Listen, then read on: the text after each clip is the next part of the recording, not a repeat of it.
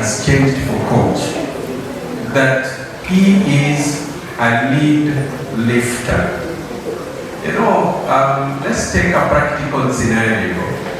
If you are cooking and you've got a lead on your sufuria, for you to check out on the contents of whatever you are cooking, you would have to remove the lid. And if you are not comfortable with the progress that your food has had, you will return the lid.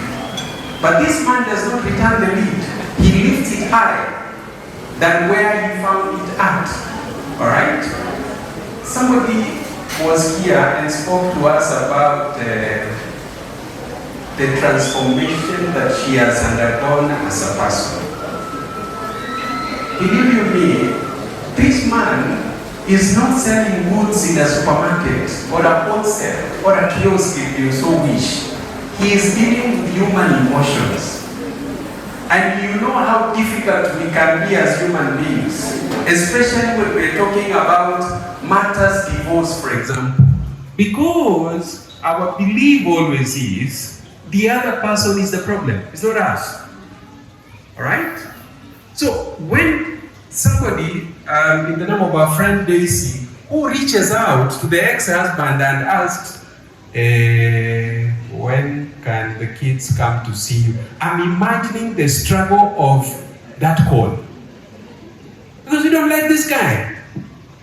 I mean, you're like, why should I? And that is where the definition changes to my children. Not our children anymore. It's my children. And when we keep engaging like that, then you'll find there's a problem. But Coach has been able to fix that in some of us. And that is amazing. And I have a personal testimony to make about Coach. Coach has worked with my brother. My real biological brother who was struggling with alcohol and substance abuse. He coached that young man. He didn't counsel him. He coached him. From a place where the guy didn't even have any goal in life. And there is nothing as bad when you go through life with no goal. Because then you don't know why you're waking up the next day. You wake up just for the sake of waking up. Because everybody else is waking up, you also wake up. But he was able to help that young man to redefine himself. He might not be there 100%, but I can assure you that he has moved from point A and he's at E. That for me is amazing. Because then, friends, how much more do we want a coach to do? Because I'll assure you one thing. For somebody to believe in us is one thing. But when we believe in ourselves, that is when the dividends come through. Right? Because you will come and cancel me and cancel me and cancel me and say all the beautiful things about me as Charles. But I don't believe in myself. Alright? And I think that is why you see some of the books that he has written, like Overcoming Fear. That's a real deal. That's why you hear some of us, you are on a date, but you leave somebody hanging here and you drive home, and it doesn't bother you. And then see, I mean no harm. I'm just saying this, out of learning. All right? But, I mean, that is how far fear can go. That, as a human being, I don't even have the courage to say, hey, boss, hii kitu haiko. All right? I want to go home. Or even for us to reach a level, we cannot remember how many coffee dates we have had. I mean, it's been that bad. All right? But then this man has been able to help us to move to another point. And so, Coach, we celebrate you. We celebrate you for the efforts that you've made to come up with these materials. And good people, this is not an easy thing to do. I told you I've not done a storybook. Maybe after today, I'm going to try and do one, you know. But that is just how serious this is. What coach is teaching us from where I stand, he's teaching us to fail forward. All right? That it does not matter what has happened before us. God still remains faithful, irrespective. But you see, we have to be convinced that God loves us. Because then, if we are not convinced about God's love, however much one roads, we will not feel it. You know, what Gen Zs will say, Sikufil. You understand? And when I look at the audience here, all of us are beneficiaries of these materials. It doesn't matter whether you are from Generation X, whether you are a millennial, or even whether you are a Gen Z. These materials are critical for us. And I think the best we can do is just to embrace the Spirit and say, do I really know it all? The answer is no. There is always a lot of learning for us to do. Whether, quote unquote, I am happily married today, but there are issues, you know? Because on these faces you see us looking very nice and very beautiful, but behind the scenes there are issues, right? But on face value, as somebody said, you can still be, you know, having your wedding ring beautifully done, but are you living the dream? Am I not? So good people, as I said earlier, my name is Charles Ondieki. I am an educationist who is in the entrepreneurial space. I run a school. I've done this for many years, I would say. So today is not about any other thing, but as I said earlier, it's about Coach Charles Owidi. And I'm honored to be here today to celebrate my friend, Coach Charles Owidi's incredible achievement. Sir, your dedication to your craft, it's truly amazing. And I mean it. It's not just a word. Writing a book takes courage.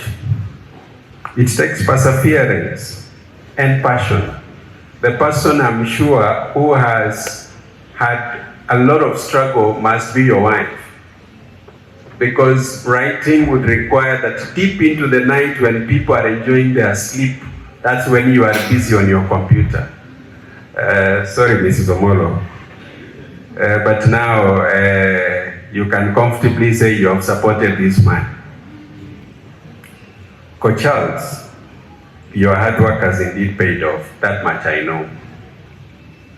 I've personally, as I said earlier, been practicing teacher for over the last 2 decades. But believe you me, I'm yet to write one, but I'm challenged today. I'll never forget when Coach Charles first told me about the book's idea. His enthusiasm was infectious, and I immediately knew he was onto something special. And there's no doubt, you don't release 7 books if you don't have something special inside of you. At personal level, I have had the privilege of watching Coach work on these books, and it's been amazing to see his growth and dedication. You know, somebody said earlier that Coach is available, but I do not want us to confuse availability. Because you know, you can be available, but you have got nothing much to say. You'd say, oh, okay, so you are writing books, eh? Okay, sounds good. It's a lot more than that. You look at a number of these titles, but there's one that I would want to single out, and that is on coping with divorce, impact of divorce. Divorce is huge, friends. You know, God is a relational God. God creates man, he puts him in the Garden of Eden, and soon he realizes man is very lonely, and he introduces a helper called Eve. That is beautiful. But from there, we also know how stories unfold. You look at our lives, we are here today because of relationships. Otherwise, if we didn't have a personal relationship with Coach Charles Ondieki, then we wouldn't come. Family members have been called here, they have stood, and we have heard from them. Family members identify with us because of our relationships with them. So, because of relationships being as important as they are, then you realize that when divorce comes, it hits us hard. And if there's one thing really if there's one book I would want us to heavily overinvest in reading, is that Impact of Divorce. So that those of us who are already in a marriage, we would put in every effort to ensure that we stick together. But that is not to say that, we be in a very toxic marriage. But the impact would help us that there are efforts we have got to intentionally put in to bring us towards success. Because you see how kids are growing. This weekend, kids are here. The next weekend, kids are on the other side. I mean, it becomes very chaotic. And that is why reading that book then would help all of us to caution ourselves. At the same time, as you read that book, MC, I would be finishing in a few, so don't be worried.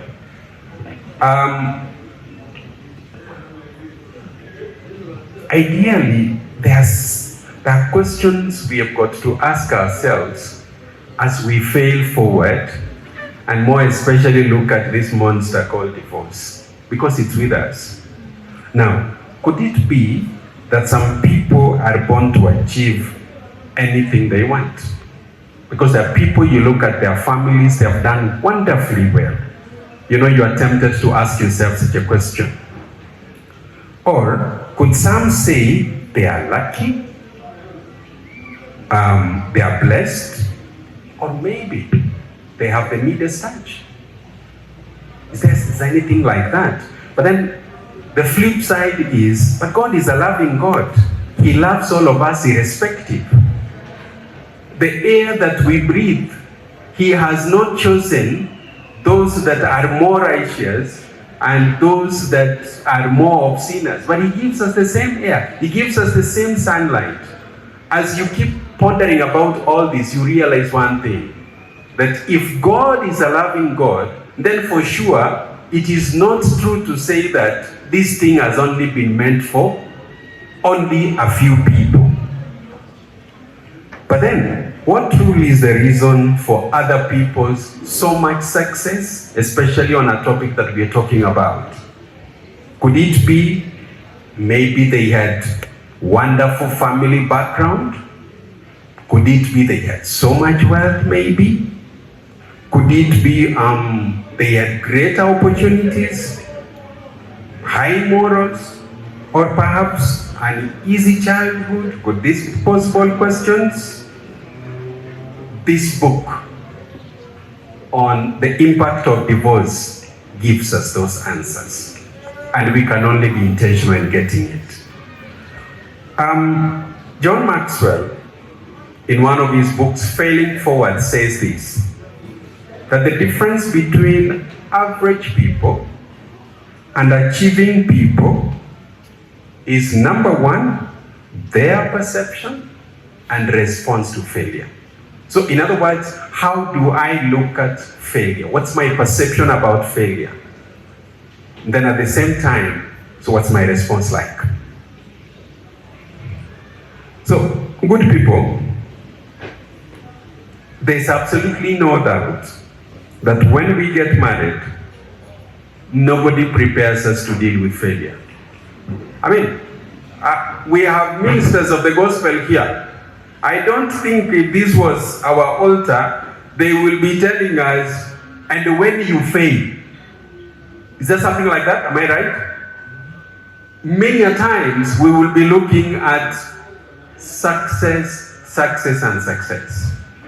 So ideally, even when you look at that book about singles, I think a lot of preparation also needs to take place from there. And I think that's why we have that wonderful book to prepare singles.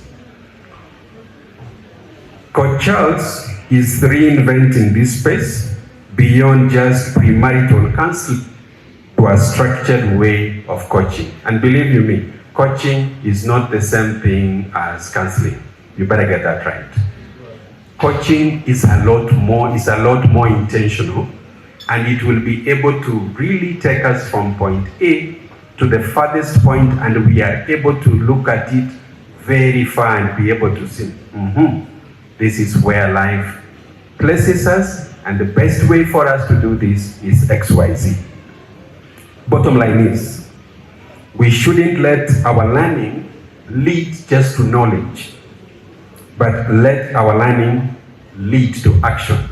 Because friends, it's not enough to read. We have to put it into action. The Bible cautions us not to be Christians who are lukewarm. You know? We have to put it into serious action. In other words, you go into a place where people are having so much fun in things that are not of the spirit, you join them. When you get to where brethren are sharing the word, you are very dedicated. I mean, so where are you? I think that is what we are being asked to do here. So for me, as Coach Owidi embarks on this new journey, I am confident that these books being launched today will indeed inspire us to pursue our own passions and creative endeavors. Friends, we cannot live next to a well with fresh water, but we fail to tap from it. Because then, I mean, what's the purpose? What I'm saying? With this in mind, let us purchase these books for ourselves and even encourage everybody in our network to tap from the wisdom of this wonderful coach. Today, I personally shall purchase copies from the titles that are being launched to support my friend, to support his work, and because I believe in the work that he does. I pray you do. And good people, I thank all of you for coming, and may the blessings of the Almighty, God overtake you as you bless this ministry of the gospel. And with those few remarks, Coach, I want to wish you well as we launch these materials and as your definition continues to be what you are, a lead lifter. Congratulations, sir. Thank you very much.